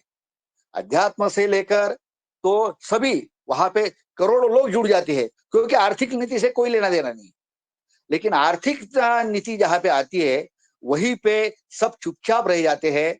बहुत हमारे नेता हो, समाज नेता हो या फिर और भी लोग हो। तो कुछ आंकड़े मैं सिर्फ यहाँ पे 1973 में क्या स्थिति थी और 2019 में क्या स्थिति है। कपास का भाव 500 रुपए था, 2019 में वो 7,500 है, 15 गुना बढ़ गया। जवार 11 गुना बढ़ गया क्योंकि मैंने ऑलरेडी डाल दिया है, आप लोग पढ़ सकते हो। गेहूं 7 बार बढ़ गया, चावल 6 बार बढ़ गया, पेट्रोल 37 बार बढ़ गया, डीजल 50 बार बढ़ गया, मजदूरी जो किसान की भी है तो वो 80 गुना बढ़ गई, सोना 125 गुना बढ़ गया, सैनिक की तनख्वाह 228 गुना बढ़ गई, जूनियर लिपिक की 222 बार बढ़ गई, प्रोफेसरों की 230 गुना बढ़ गई। मैं आंकड़े इसलिए देना चाहता हूँ, डिटेल्स आप देख लोगे कि 4.5 से लेकर 11 गुना सिर्फ कोई भी जो किसानों की फसल है उसमें बढ़ोतरी आई। तो 11 गुना बढ़ोतरी आने वाली चीज में कोई भी महाविद्यालय का कर्मचारी बोलो, डायरेक्टर बोलो, जैसा शरद जी बोलते थे, कोई काम नहीं करेगा।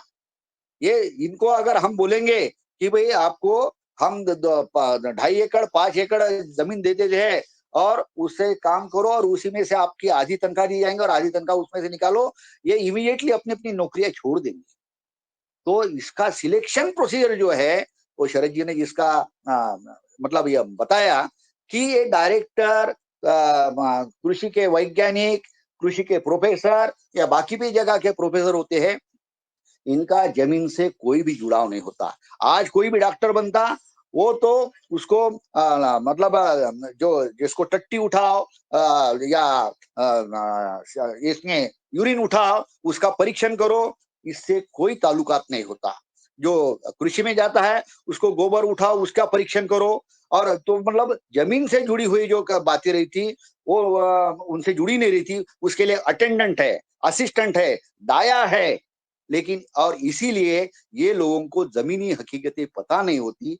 जमीनी हकीकतों के माध्यम से जब तक इनका सबका चयन नहीं होता, चाहे शिक्षा क्षेत्र में हो या फिर कृषि क्षेत्र में हो, डॉक्टरी में हो, यह जब तक नहीं होता और इसके लिए कानून जब तक नहीं बनते तब तक यह सब धरातल की बातें रहेंगी। और वैसे ही जिनको मूंगफली जमीन में लगती कि ऊपर में लगती, कपास जमीन में लगता कि ऊपर में लगता, समझा नहीं, ऐसे ही लोग इस यंत्रणा में आएंगे, वही नीतियां बनाएंगे और उसी के हम मतलब उसी से हमारी जनता लूटी जाएंगी। इन सबको रोकने के लिए चाहे हमको हम में से किसी को विधायक बनना पड़ेगा, सांसद बनना पड़ेगा और यह सब बातें वहां पे रखनी पड़ेंगी। मोदी जी के जैसा जो बलशाली नेता है उसके तक वो पहुंचानी पड़ेंगी। आज भी भले संसद में हम जाए ना जाए, उन तक जब तक हम पहुंचाते नहीं तब तक ये बदलाव आने वाला नहीं है। इन्हीं तथ्यों के साथ में मैं मेरे वाणी को विराम करता हूं। धन्यवाद।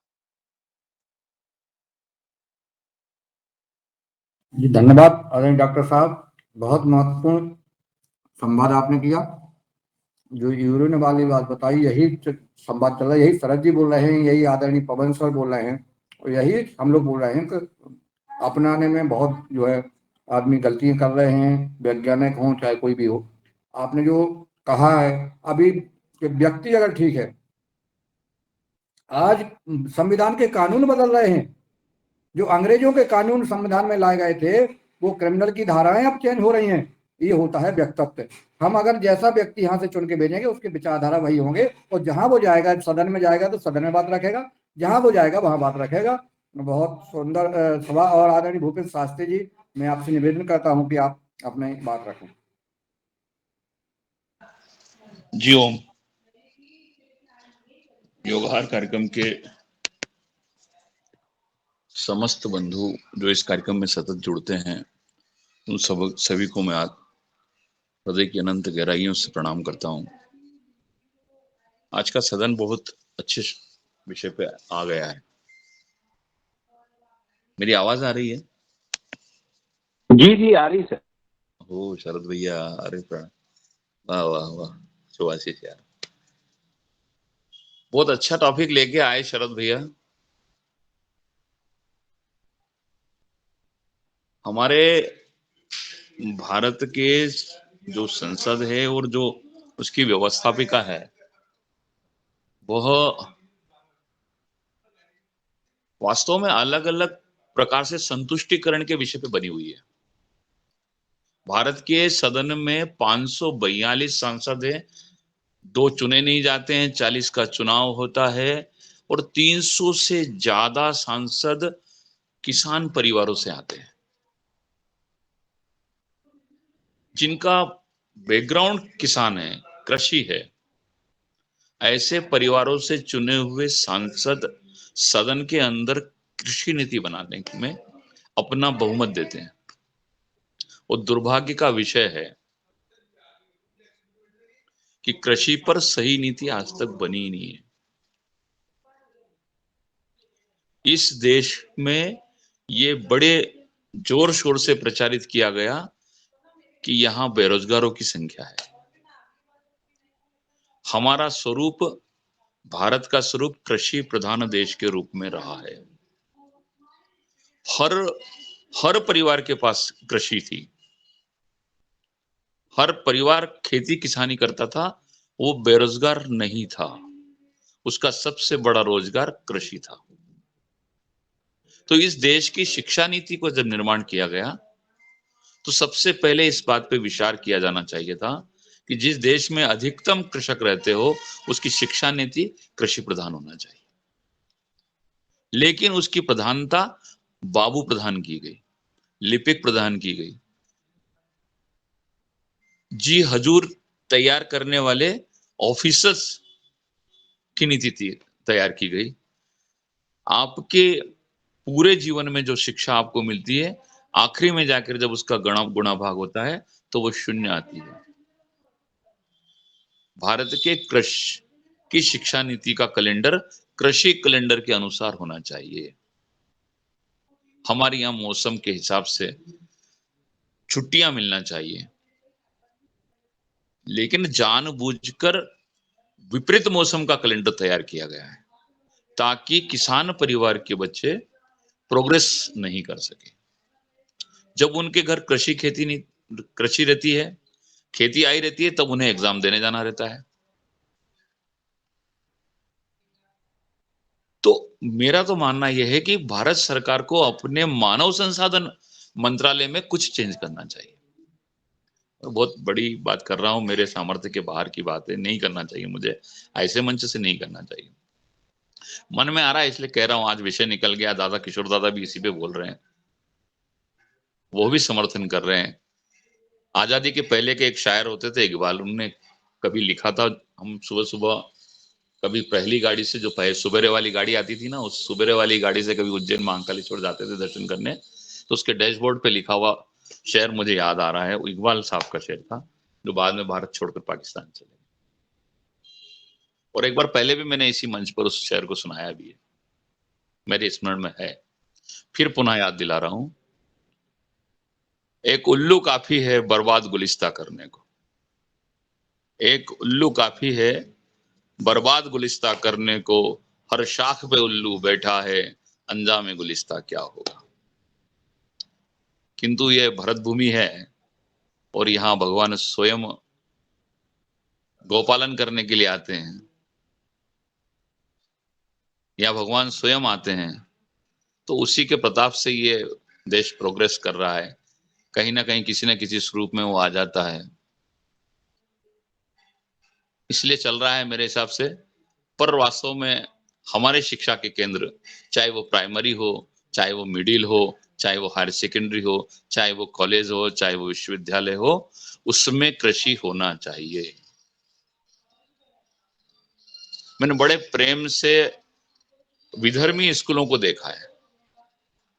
मुझे सौभाग्य प्राप्त हुआ है या दुर्भाग्य कह लो मेरा, मैंने कुछ समय कॉन्वेंट के अंदर संस्कृत पढ़ाई है। तो कॉन्वेंट जो हमारे यहाँ का है उसको मैंने बड़े प्रेम से देखा। उसके जो जो बाउंड उसका जो एरिया होता है वो थोड़ा बड़ा होता है। स्कूल के साथ साथ वहाँ निवास करने वाले बच्चों का छात्रावास भी वहीं होता है और उसके मैनेजर का भवन भी वहीं होता है और उसमें आने वाली जो केरला की शिक्षिकाएं होती है उनका निवास भी वहीं होता है। लेकिन इन सब के बीच में वो अपने लिए कुछ कृषि भूमि वहां रखते हैं और वो अपने जो खाद्यान्न वो खाते हैं उसको वो वहीं उगाते हैं। ये मैंने बहुत मेरी स्टडी में आया। मैंने उज्जैन में भी देखा है, मैंने चंदेसरा में देखा है, मैंने बहुत सारे कॉन्वेंट, सुजालपुर का स्कूल देखा है, बहुत सारे कॉन्वेंट देखे हैं। उन सब कॉन्वेंट के अंदर सबसे बड़ी बात यह है कि उनकी कृषि भूमि है वहां पर और विद्यालय में रहने वाले छात्रों को उसमें करवाया जाता था। हमारे गुरुकुल पद्धति में भी यही आया हुआ है। जब हम भारत की गुरुकुल शिक्षा पद्धति की बात करते हैं तो कृष्ण सुदामा की बात भी करेंगे तो आपको उसमें भी मालूम पड़ेगा, आरुणि की बात करेंगे तो उसमें भी पता चलेगा, जावालिक ऋषि की बात करेंगे तो उसमें भी पता चलेगा कि धान के खेत के ऊपर वो गुरु कहते हैं कि जाओ देख के आओ बेटा, कहीं कोई मेड़ तो नहीं टूट गई है।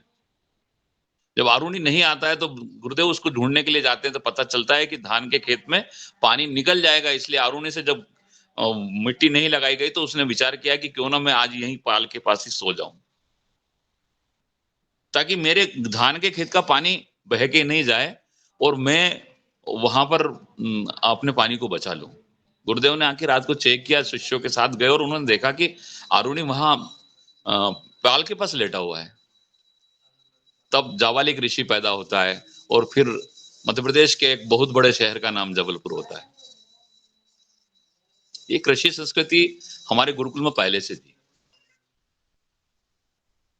हम आजादी के बाद ज्यादा स्वतंत्र हो गए और हमारी शिक्षा नीति तो आपको पता ही है कहां से संचालित हुई है, तहस नहस कर दिया।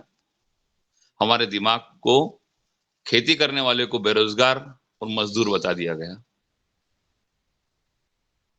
उत्तम धरती, मध्यम व्यापार, निकृष्ट चाकरी, भीख निदान। सदन अपनी सीमाएं बहुत ज्यादा पार कर गया है। मैं काफी देर से बोल रहा हूँ शरद भैया कि मैं इस प्रस्ताव का और डॉक्टर किशोर दुबे जी के प्रस्ताव का मैं बहुत समर्थन करता हूँ। मेरी कल्पना है कि भारत सरकार कृषि को प्राथमिक विद्यालय से ही शुरू करे। हर विद्यालय को पाकशाला, शौचालय यह देने के साथ साथ कम से कम एक कृषि खेत, एक उद्यानिक खेत, एक हॉर्टिकल्चर के लिए प्रयोग करने वाले या कृषि अनुसंधान की शुरुआत की जाना चाहिए। मैं अपनी वाणी को विराम देता हूं। धन्यवाद। धन्यवाद आदरणीय शास्त्री जी। लगभग समय अपनी मर्यादाएं पार कर चुका है। अशोक पटेल जी, लास्ट आपका कमेंट, इसके बाद हम आभार ज्ञापन करेंगे। जी अशोक जी। कृषि अनुसंधान केंद्र जो सरकार के हैं उनमें ही अगर ठीक से काम हो जाए तो ये अपनी कृषि सुधार हो जाए। स्कूल में इधर उधर कृषि लाना तो बहुत बड़ी बात है सरकार की। सरकार के पास इतने कृषि अनुसंधान केंद्र है, इतने रिसर्च सेंटर है, अगर उनमें ही व्यवस्थित अगर काम हो जाए और ये भ्रष्ट नेताओं की जगह कोई ईमानदार आदमी अगर बैठ जाए तो उनमें भी बहुत सुधार हो सकता है। अपने यहाँ सबसे ज्यादा बेकार ये भ्रष्ट नेताओं ने किया है, ये अच्छी नीति लागू नहीं होने देते राष्ट्र में, और इनको मालूम है डंके की चोट पर भ्रष्टाचार करते हैं। मेरा यही निवेदन है कि व्यवस्था व्यक्ति से सुधर सकती है। और जो ये सुझाव है इनका शरद भैया का, ये भारत भूमि तो बहुत ही शानदार है, बिल्कुल ये हमने आजमा के देखा। इसकी मिट्टी भी बहुत अच्छी है, यहाँ का वातावरण बहुत अच्छा है, सब उपजाऊ अच्छी, लेकिन थोड़ी नीतियों में अगर थोड़ा सा सुधार हो जाए, क्योंकि नीति लागू नहीं हो पाती व्यवस्थित तरीके से नीचे। इसका गुणगान बहुत होता है, बहुत तरीके से गुणगान इतना ज्यादा होता है कि ऐसा लगता है कि बिल्कुल संसार सुधर गया, जबकि नीचे ये नीति लागू नहीं होती। उसका मेन कारण है भ्रष्ट नेता। जब तक ये भ्रष्ट नेताओं पर लगाम नहीं लगेगी तब तक ये देश नहीं सुधर सकता। धन्यवाद।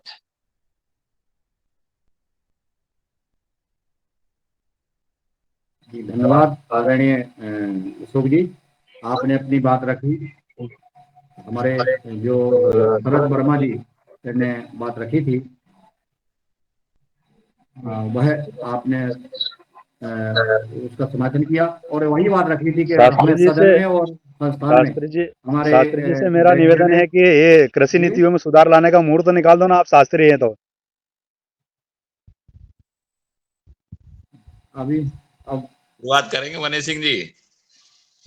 मेरा 2024 ये निवेदन था प्रभारी महोदय और दोनों से कि प्रभारी महोदय तो नाश्ता कर रहे हैं और अपन सदन में सुन रहे हैं, ये अपने साथ में गलत कर रहे हैं।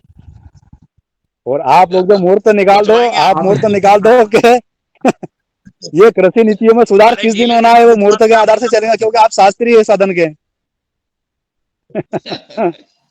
मनीष सिंह जी 24 और देख लो, 24 और देख लो भैया, सब्र थोड़ा रखो। जी जी जी जी जी चलिए ना 24 सब्र रखो। और नाश्ता हमने, आप लोग भी चूंकि वीडियो बंद है तो आप उसका फायदा उठा लेते हैं। और जैविक मूंग का जो है, अंकुरित मूंग और मेथी का हमने नाश्ता कर लिया है। सही बात है। अब मैं आदरणीय रंजना जी को आमंत्रित कर रहा हूँ कि वो आए, अपनी विचार रखें और आभार ज्ञापित करें। आदरणीय रंजना जी। जी, सदन को कुटी छाप। दिनेश जी बोलना चाहते हैं?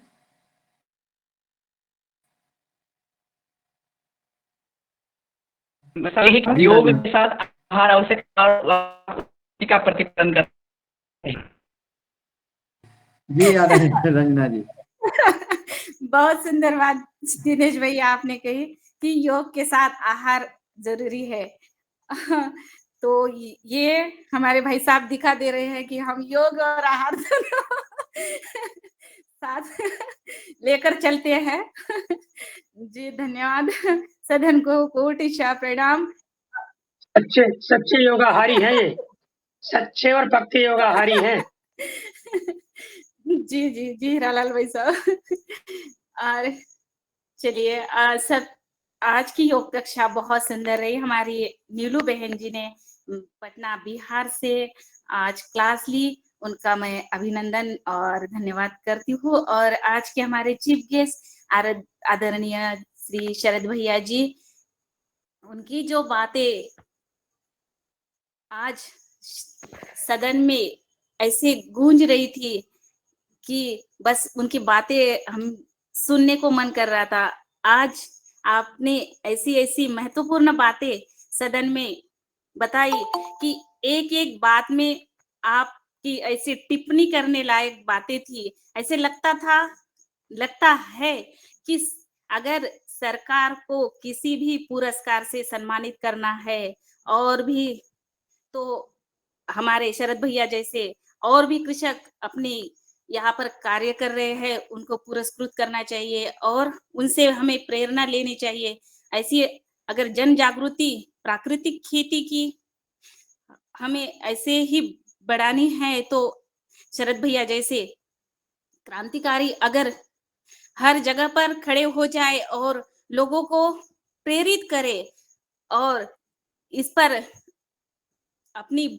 अपना संवाद लोगों को देते रहे, तो मुझे लगता है जन जागृति अवश्य हो जाएगी जैविक खेती और प्राकृतिक खेती की। तो ऐसे हमारे शरद भैया जी को हम कोटिशा नमन वंदन करते हैं।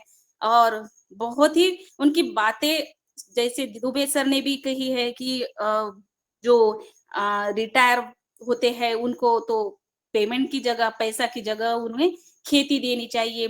बहुत बढ़िया ऐसी बातें, सच में उनकी एक-एक बात में बहुत प्रेरणा स्रोत बातें रही। मैं उनके इस विचार को और ऐसे लगता है कि उनकी बातें सुनते रहे। ऐसे हमारे शरद भैया को शतशः नमन वंदन करते हुए कि ऐसे पुत्र है जो धरती पर जैसे मुझे लगता है स्वामी जी महाराज जैसे हमारे शरद भैया भी अवश्य क्रांति लाएंगे। ऐसे शरद भैया को शतशः नमन वंदन करते हुए मेरे पास और शब्द नहीं आते हैं और है भी मगर मैं अभी नहीं बोल सकती हूँ। जी शरद भैया आपको प्रणाम करती हूँ और ऐसे ही हम बहुत भाग्यशाली समझते हैं अपने आप को कि हम इस योगाहार कार्यक्रम से जुड़े हैं। जैसे शरद भैया ने कहा कि मुझे बहुत दुख होता है कि इस योगाहार कार्यक्रम को कम करने में, तो वैसे मुझे भी लगता है बहुत दर्द होता है मुझे भी कि इस योगाहार कार्यक्रम से मैं जुड़ी हूँ तब से मुझे एक दिन भी मेरा कार्यक्रम ये मिस नहीं होता कहीं पर भी हूँ। मगर और भी किसी ने टाइम के बारे में बोला तो मुझे भी थोड़ा अफसोस होता है कि मुझे लगता है 8:30 या 9 बजे भी चले कोई बात नहीं। मैं तो एक हाउसवाइफ ही हूँ मगर मेरा काम भी रहता है फिर भी मैं इससे जब तक ये कार्यक्रम खत्म नहीं होता मैं दूसरे काम को हाथ ही नहीं लगाती हूँ। ऐसा है फिर भी बीच-बीच में कुछ काम करती हूँ और जैसे भी हो मेरे से मैं योगाहार कार्यक्रम में सेवा देने का कार्य कर रही हूँ और हमारे आदरणीय मुन्नीलाल भाई साहब और हमारे पवन कुमार सर को कोटि-कोटि नमन करते हैं जिन्होंने ये योगाहार कार्यक्रम को प्लेटफ़ॉर्म दिया। आपको साधुवाद और महाराष्ट्र की धरती से मुझे मुन्नीलाल भाई साहब और पवन सर इस कार्यक्रम में जोड़ दिया और मैं अपने कार्य के प्रति पूरी निष्ठा से इस कार्य में अपने सहभागिता निभाऊंगी और मेरे अंदर जो भी और मैं कल भी एक प्रोग्राम में गई थी यहाँ पर मुझे बुलाया था मुख्य योग शिक्षक के रूप में और उन्होंने वहां पर मुझे योग की क्लास और योग ही बताने के लिए बोला था मगर मैंने उनको योग के साथ हमारे योगाहार कार्यक्रम की भी चर्चा की और आहार योग हमारे लिए कितना जरूरी है बच्चों को बताया और उनको मैंने कल शपथ भी दी कि हमें एक पेड़ अवश्य लगाना है। पर्यावरण को हमें बचाए रखना है तो हमें पेड़ लगाना है हमारे जन्मदिन पर और किसी का भी जन्मदिन हो तो हमें उनको गिफ्ट भी देना होगा यही देना होगा। तो बच्चों ने भी एक्सेप्ट कर लिया और बहुत ही अच्छा कल का भी प्रोग्राम मेरा रहा और ये प्रेरणा मुझे इस योगाहार कार्यक्रम से ही मिल रही है। तो बहुत बहुत धन्यवाद सभी का और सब ऐसे ही निरंतरता से योगाहार कार्यक्रम से जुड़े और लोगों को भी और प्रेरित करें इस योगाहार कार्यक्रम को जोड़ने के लिए। ये सबका कार्यक्रम है। पवन सर कहते हैं कि ये स्वैच्छिक योगाहार कार्यक्रम है। तो सभी का आभार व्यक्त करते हुए चलिए समय बहुत हो गया मैं भी थोड़ा ज्यादा बोल गई और सबका आभार व्यक्त करती हूँ। आदरणीय श्री मुन्नीलाल भाई साहब, आदरणीय